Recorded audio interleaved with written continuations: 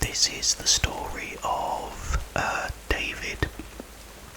David worked with machinery in his job, and one day had a terrible accident. The machine that he used cut off his arm and completely destroyed it. It got completely mangled up, and it was awful. David was rushed to hospital and had to stay there for several days. David was really distraught, but a surgeon came round one day. He said, "We can perform an operation where we can give you an arm transplant. We can put a new arm on you, you know." So David said, "But will it work?" He said, "Like the same as it was." He said, "Yeah." He said, "We've done several of these operations before," he said, "and they've been very successful." He said, "What we do," he said, "is we reattach all the nerve endings and the muscles, the tendons and everything else, he said, and with some therapy after, he said, you should be able to use your arm like you used to." So David said, "Oh, that's brilliant." He said, "Yeah." He said, "I would really love that then."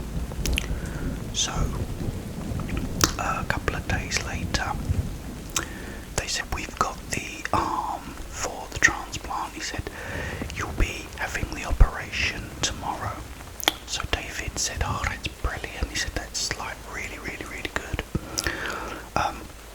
David was married as well. He had a wife, and she was there too, and she said, "Oh, David, that is just such brilliant news." She said, how fantastic is that?" He said, "Yeah, I know." He said, "I can't wait."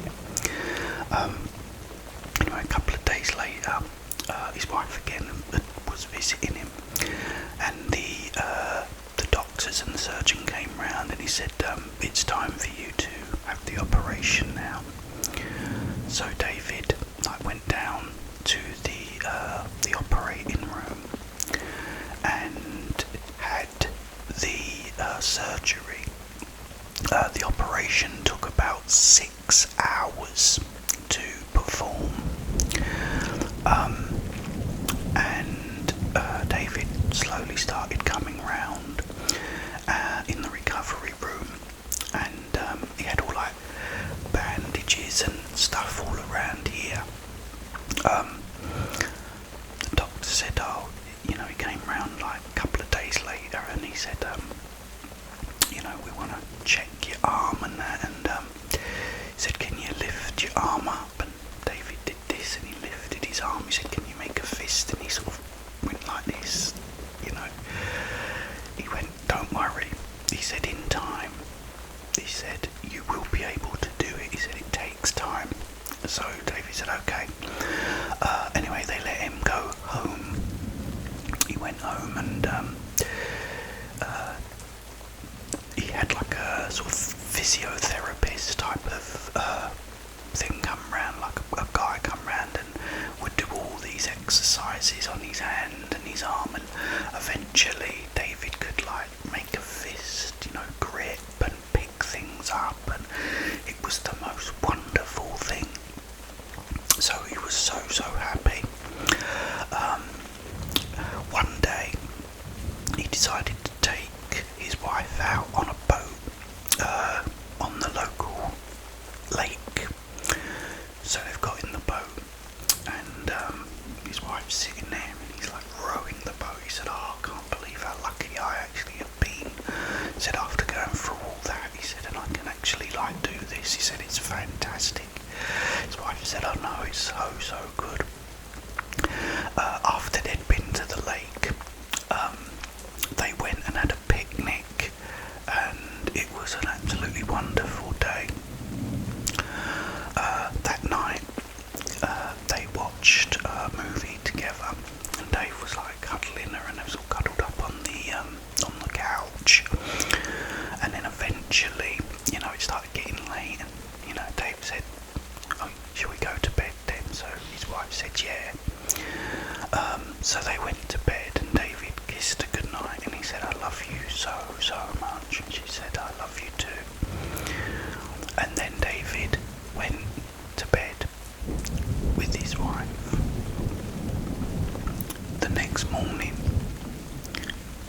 when David woke up, he went to his wife and she wasn't moving, she was still. And then he noticed around her neck was all this bruising, really heavy bruising. So he tried to wake her up and he's like, shaking her, but she was dead. David was absolutely in shock. He didn't know what was going on, nothing, and so he quickly called an ambulance. He said, look, I've just woken up. He's in tears. He said, my wife is in bed. He went, she's not breathing, she's got all this bruising around her throat. So the guy, the ambulance came and they felt her pulse and said, I'm sorry, she's gone. And he said, she's been strangled. So he said, well, how can that be? He said, I'm the only one that's been here with her. He said, no one's come in or nothing as far as I know. I said, no, there's no sign of any break-in or anything. Anyway, it turned out that once the police investigated, it was actually David himself that put his hand around her throat and strangled her while he was sleeping. He was tried for it as well, but he got involuntary manslaughter and it was a suspended sentence, so he didn't go to jail. I mean, he was really upset. It was proof that he'd done it in his sleep, and he couldn't, there was nothing he could, do to control what was going on. It took David a long time, to get over what had happened. And then one day, out of the blue, he gets a letter from a woman called Barbara that said, is it possible to come and speak to you? So he said, I don't know what it's about, but yeah, sure.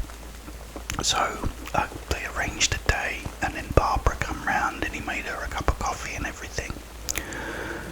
And Barbara started telling him about a man called Leonard Stone, who was from Wisconsin, and he had strangled and murdered 12 women, and Barbara was his 13th victim. But Barbara managed to escape. She said he had his hand around my throat, strangling me, but she managed to kick him in the groin, or knee him in the groin, and she managed to escape. He got arrested and tried for murder and got the electric chair for it. And she said she'd done all this research and found out that the arm that David had belonged to Leonard Stone. Ooh, that's a great one. I love that one. Could it be that, the arm was actually possessed by its original owner? Anyway, I hope you enjoyed that, guys. It's great to see you. It's Friday. Everybody enjoy themselves because we